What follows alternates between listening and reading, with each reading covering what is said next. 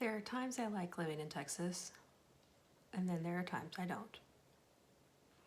I'm Emily from Bug Creations, and this week was the week that hell froze over.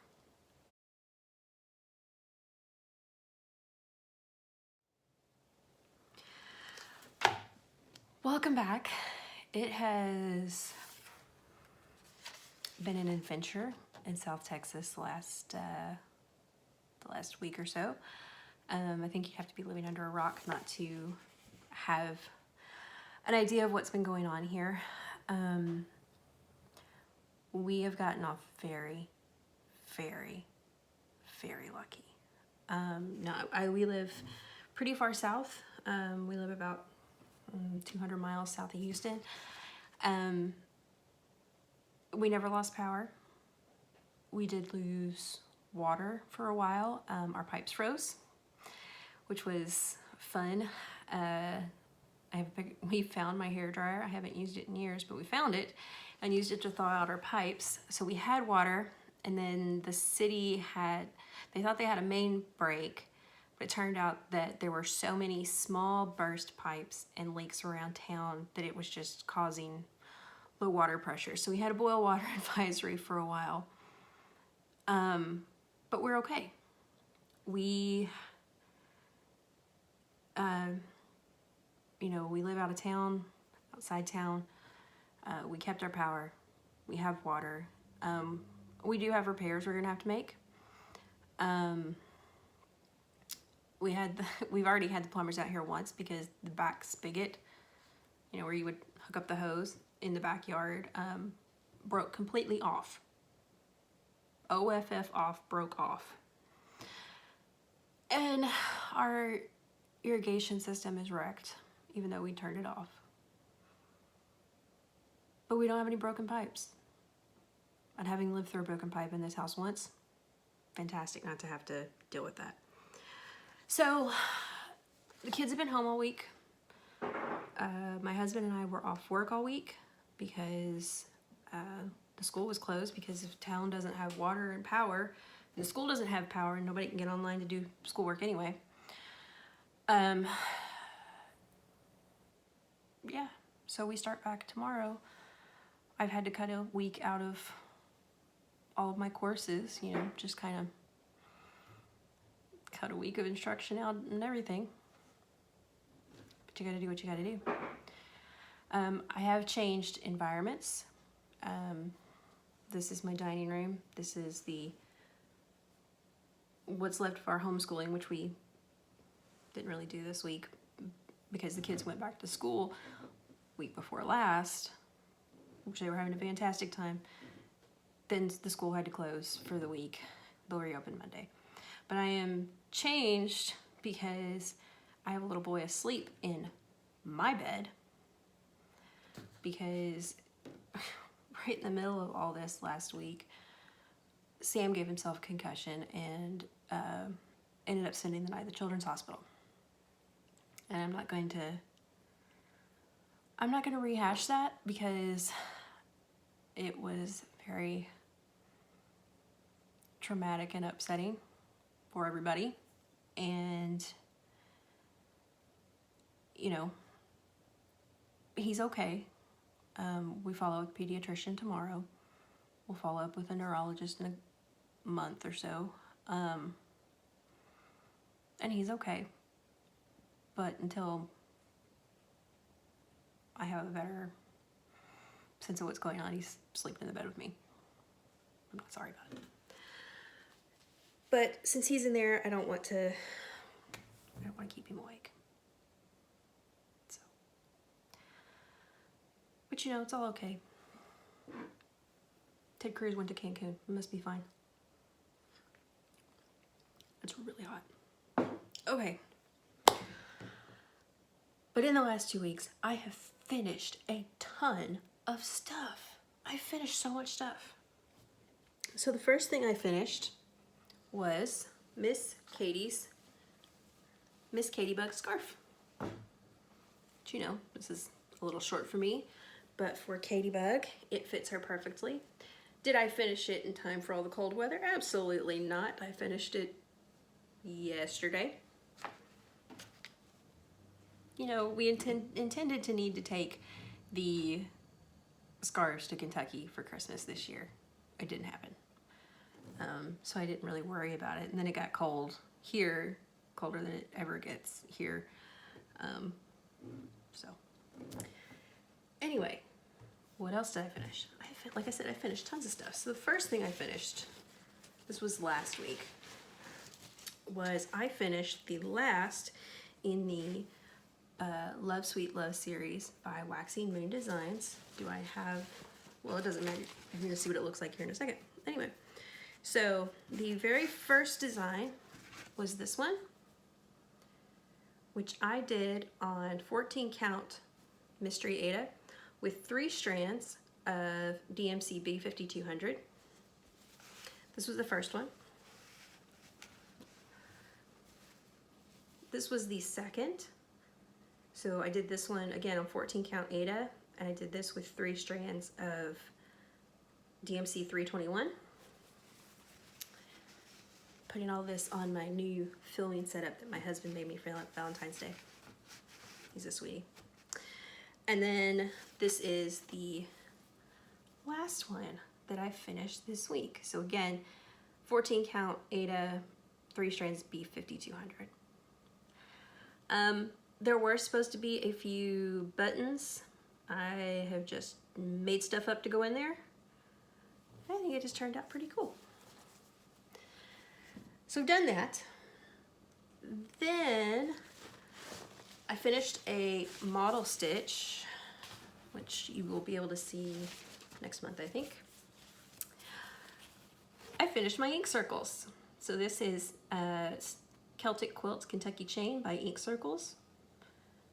And I finished this up. I do have a little bit of a color conversion for this, but it was not anything serious. I did this on 18 count antique white Ada with DMC threads. So I thought that turned out really nice. So again, that's from Ink Circles. I've just fallen in love with her stuff. Then the Sense and Sensibility Stitching Book Club Stitch Along started. That started the day before Valentine's Day. So that was the 13th. And I got this done that day. Ooh, we're wrinkled. Okay. I think you can still see. So this is the first part. This is a 3-part stitch along. Each part comes out every 3 weeks because they are trying to give people time to read part of the book and then discuss it.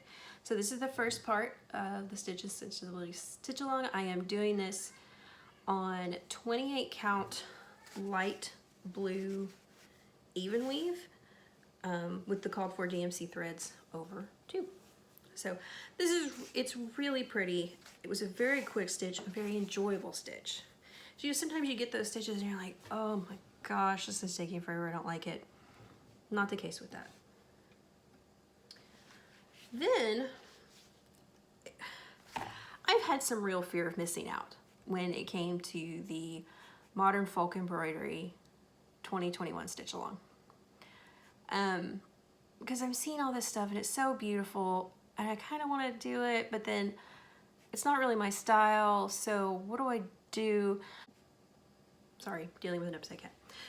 I went searching through Jacob's site thinking, well, maybe there's something else, and I found this. So this is still on the Q-snap because I just finished it, but this is the Hiragana sampler from Modern Folk Embroidery. So Hiragana, there are 3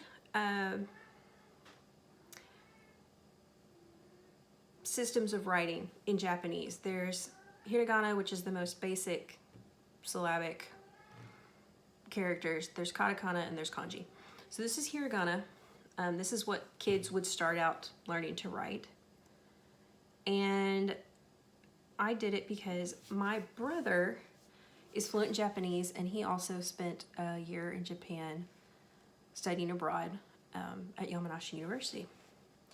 So I did this on 22 count Hardanger from Zweigart, and I did the symbols, the leaves, and then the top and bottom of these borders with DMC 93. Ooh, that is really blowing out. So this is the variegated. Oh, that's really, let's just pull it back here. So 93, it's a blue variegated. And then the flowers here and in here, I did that with DMC 517, which matches it really well. And this took me 2 days. So again, really quick stitch. And I did this one strand over one because it's on 22 count, and it looks great. So I was really pleased with that. My brother doesn't know that it's coming. It may not come for a while. Doesn't matter. All right, what else did I work on? I worked a little bit on Moonstone. So I tried to get kind of this diagonal here to this diagonal here. I didn't quite. A couple of the bits in here still aren't filled in, partly because I'm still not convinced that it's right. So I'm waiting to get more into the pattern. Again, I'm trying to trust the colors. It doesn't quite look right to me, but I'm trying to trust it. And so it will look like, it's supposed to look like this when it's done. We'll see what happens. Like I said, I'm trying to trust it. Okay. Whoops. Pick it up in a minute. Then I decided I needed a new start other than the Hiragana because I started and finished that. So I decided to pick out one of the June Griggs Designs vintage seed packets. So this is from the first volume. And I'm doing the eggplant right here. And this is where I've gotten. So you can't see, it's not showing up real well. There's some yellow here that I've stitched. The background is done in half crosses or tent stitch.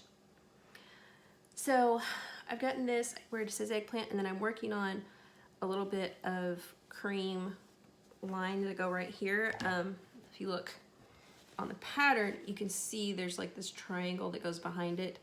So I'm doing the cream, and then I will come back and outline it with the brown. I like doing the cream first and then doing the darker color. So like I did all of the eggplant and then I filled all of this in.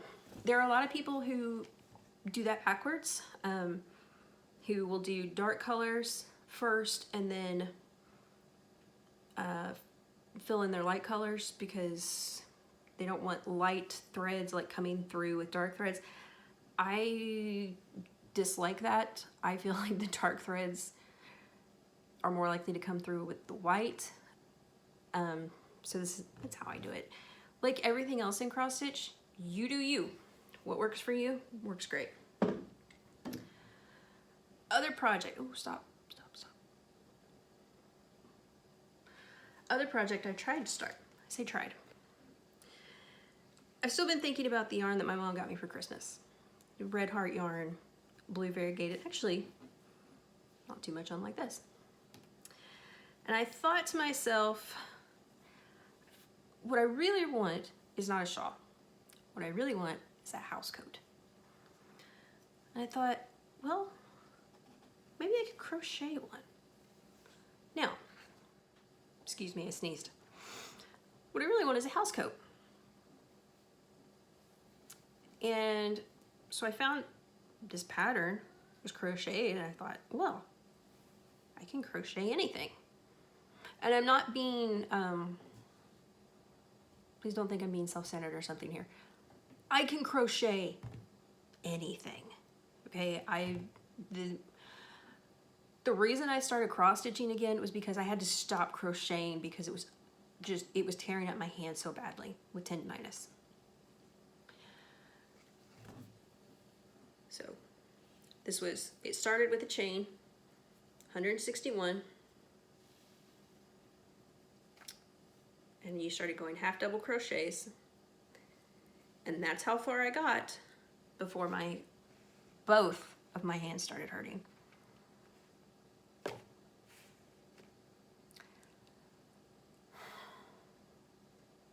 This is irritating. I love crocheting. I loved crocheting. Crocheting was one of my favorite crafts. I have all this crochet stuff.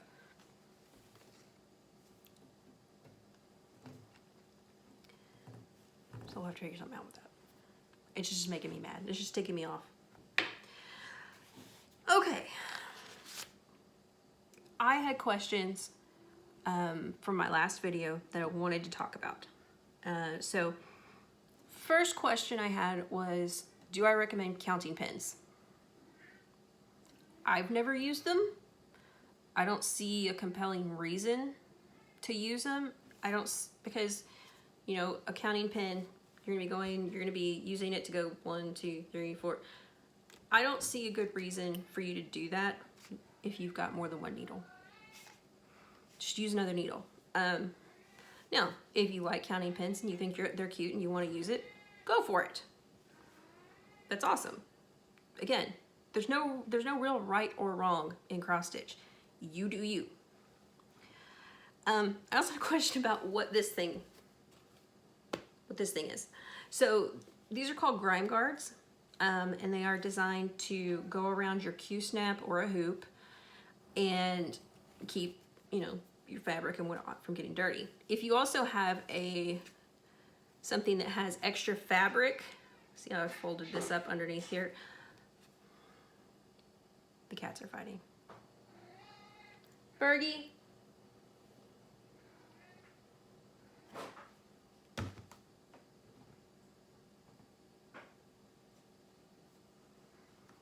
I don't know what's wrong with him.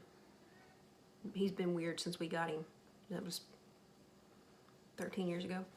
Anyway, Grime Guard. Now, you can get these from Etsy. You can make them. There's tutorials online about how to make these, etc.